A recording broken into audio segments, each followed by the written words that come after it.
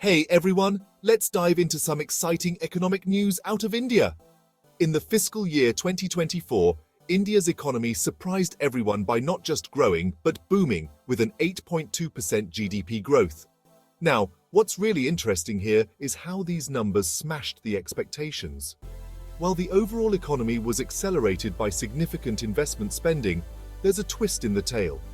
Despite such robust growth figures, consumer spending didn't quite keep up, especially in the rural areas. This was largely due to uneven monsoon patterns affecting the agricultural sector, which in turn impacts rural spending. Now you might be wondering why this matters, especially if you're an investor.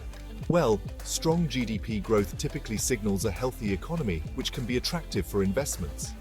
However, the tepid consumer spending raises some flags.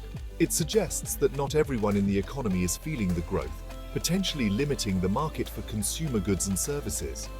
Looking ahead, all eyes are on the upcoming government budget. This will be crucial as it could dictate the economic trajectory for the next 5 years. There are expectations that the government might boost consumer spending. This could be through tax cuts, increased subsidies, or continued emphasis on capital spending. Also, a pickup in corporate capital expenditure is something to watch out for, as it could further stimulate the economy. For investors, this is a key moment to watch. Decisions made now could significantly impact market opportunities in India. Whether you're looking into direct investments, market entry, or portfolio adjustments, keeping an eye on these developments could provide critical insights. So stay tuned, and let's see how India's economic landscape shapes up in the coming months. There's potential for a lot of movement, and you wouldn't want to miss out on understanding these dynamics.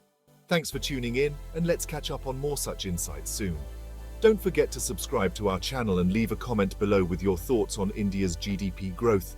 We'd love to hear from you.